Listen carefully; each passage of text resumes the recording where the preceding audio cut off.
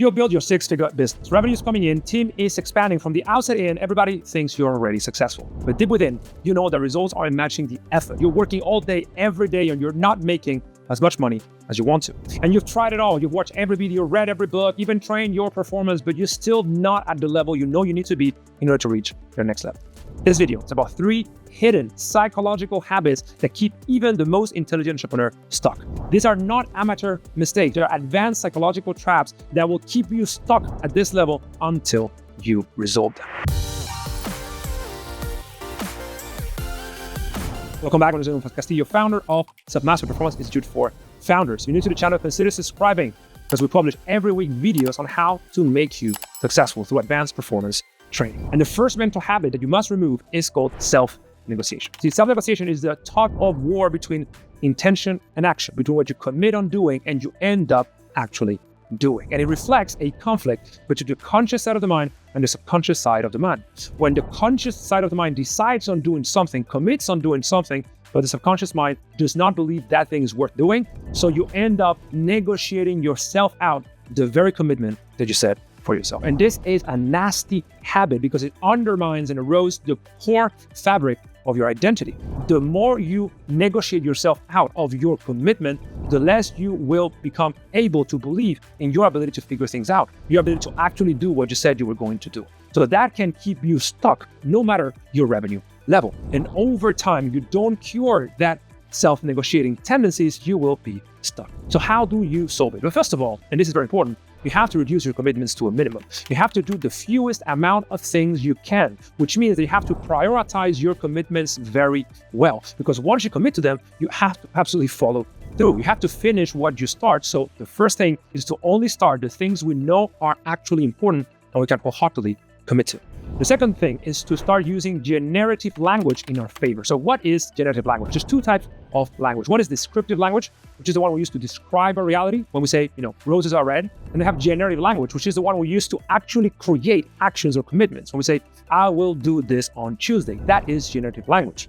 So you start avoiding phrases that undermine your power, like I will try to do this, I hope I'm able to, and you start using things that are definite, like I will get this done. When you say, I will try to do something, you subconsciously don't believe you will actually do it. When you say, I'm going to do this, I will do this, you are creating a command to your subconscious that you will actually follow through on that commitment. Third is to start rewiring your identity around the habit of actually finishing what you start. That is a core component of elite performance, and you have to wrap your identity around that same habit. Now, a final pro tip that every single elite entrepreneur actually does is to have some sort of routine, or pre-performance routine that you can leverage. So for instance, if you're about to go into a deep work session that you would normally try to negotiate yourself out because you're not ready, because you need to do more research, because there's something that seems more urgent at the time, you create a routine in which, let's say that you put on headphones, you put on a timer, and you do not distract until you finish it. Any routine that works for you is valid. So self-negotiation is a skill that would undermine even the most intelligent entrepreneur. But it pales in comparison with skill number 2 that I've also seen in many 7- and 8-figure entrepreneurs, which is catastrophizing.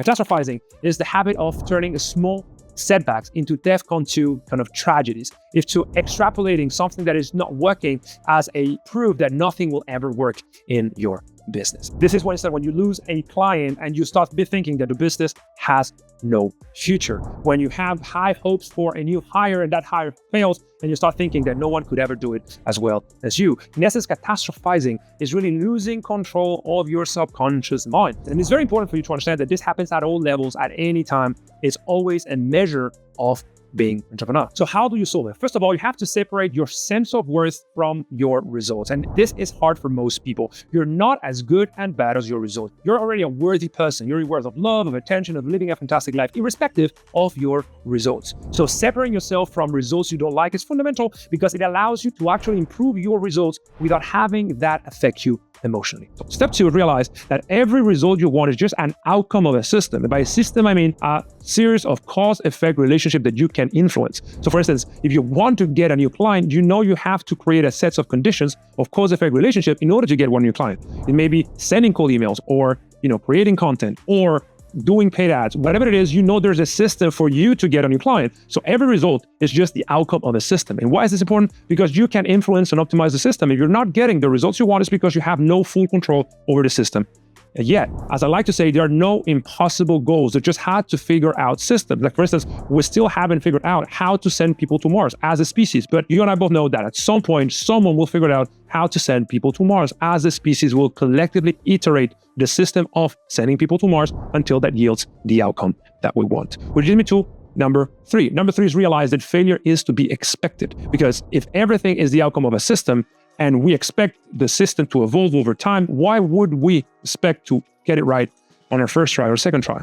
No, we are going to be learning through mistakes and setbacks. So the more you embrace this mindset that setbacks and failures are to be expected, and you are just 1,000 iterations away of your results, so the better course of action is to actually fail as fast as you can or to improve as fast as you can, the better everything will turn out for you.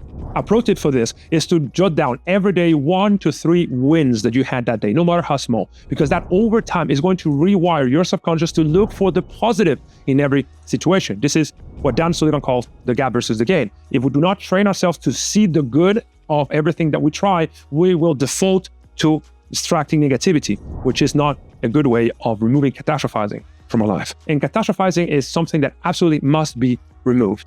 But the third habit really is the one that I've seen delays progress the most, and that is fear-based avoidance. See, fear-based avoidance is when you do not do the things you know you have to do because you are fearful of the consequences of failing at it. This is when you choose busy work instead of important work, when you delay important conversations, when you delay important hiring or firing decisions. This is when you do not do what you know you have to do because you don't want to face the consequences on a subconscious level. So how do you get rid of fear-based avoidance, which in my view, it really is one of the things that undermines most people's productivity? First of all, you reduce the scope of the thing you need to do, right? If you have to, let's say hire someone and you don't really want to go through the whole process of hiring someone just in case that hire doesn't work, you break down the process of hiring in very small subsets and you start hitting one by one. Then 2, you embrace the mindset of failure being exactly the way to succeed. If you're not failing enough, you will never have the chance to actually succeed because you won't have had the chance to internalize the lessons that only failure can actually provide. And 3rd, and this is very important, visualize negative outcomes and be ready for when they manifest. This is called mental contrast with implementation intention, MCII. It's a highly advanced performance visualization technique that helps you be ready when you need it most. If you have already visualized all the different ways in which something you're trying can go wrong, you can actually be able to succeed when things start going south. So there you have it, 3 advanced psychological habits that keep even the smartest entrepreneurs stuck. Remove them and you will start seeing how you can compound your momentum much more easily, how you get more done every single day when you start cruising past those that are still always stuck in their own doubts. If you want to see how to truly train your mind for the performance and go deep into these frameworks, check this video here. We go really deep into what it takes to really become an easy performer.